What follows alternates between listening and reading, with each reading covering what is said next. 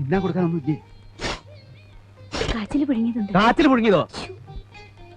കൊടുക്കാൻ പറ്റിയ സാധനം. ഞാൻ പറയാറില്ലേ വല്ല കായവറുത്തോ മിക്സറോ വാങ്ങി വെക്കണമെന്ന്. മാന്യമാര് പറഞ്ഞ വീടാണേ. വാങ്ങി കൊണ്ടുവന്നൂടെ? ഇതം കൊടുക്ക. അപ്പൊ ജില്ലാ കമ്മിറ്റിയിൽ അങ്ങനെ ഒരു ആലോചന വന്നപ്പോ ഞാനൊന്ന് പ്രസ് ചെയ്തു നിങ്ങളുടെ പേര്. അത് അംഗീകരിക്കുകയും ചെയ്തു. പഠിക്കുന്ന കാലത്ത് ഒരു രസത്തിന് എന്തൊക്കെയോ ചെയ്തു എന്നല്ലാതെ എനിക്ക് പാർട്ടിയുമായി ഒരു ബന്ധവും ഇല്ല. ബന്ധപ്പെട്ട മതിയല്ലോ. പാർട്ടിയുടെ വക്കീലാവെന്ന് പറഞ്ഞാൽ അറിയാലോ, ഒരു ഭാഗ്യ. പാർട്ടിയുടെ കേസുകള്, അനുഭാവികളുടെ കേസുകള്, പത്രങ്ങളിലും മാധ്യമങ്ങളിലും മറ്റും കിട്ടുന്ന പ്രാധാന്യം, സർവോപരി ഒരു ദേശീയ പാർട്ടിയുടെ പിൻബലം, പിന്നെ മിടുക്കുണ്ടെങ്കിൽ പാർട്ടിയുടെ ഉന്നതമായ സ്ഥാനങ്ങൾക്ക് വരാനും പറ്റും. മനസ്സിലായോ? മനസ്സിലായി. പക്ഷെ നിങ്ങളുടെ പാർട്ടിയുടെ കേസോ പാർട്ടിയുടെ പിൻബലമോ ഒന്നും എനിക്ക് താല്പര്യമില്ല. നിങ്ങൾ വേറെ ആളെ നോക്കണം. എനിക്ക് വയ്യ.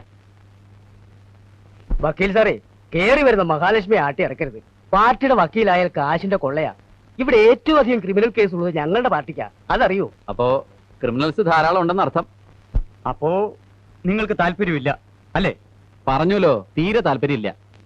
ആദ്യമായിട്ടാണ് ഒരു വക്കീൽ മുഖത്തടിച്ച പോലെ ഇങ്ങനെ പറയണത്. വാടോ. ഞങ്ങളൊന്ന് ആലോചിച്ചിട്ട് പറയാം. ആലോചിക്കാനൊന്നുമില്ല. എനിക്ക് ആവശ്യമില്ല. വിജയകുമാരൻ നായരെ, നാളെ നിങ്ങൾ ഇതിനു വേണ്ടി ദുഃഖിക്കേണ്ടി വരും. ഓ, നാളെ ദുഃഖിച്ചോളാം. ചെല്ല്.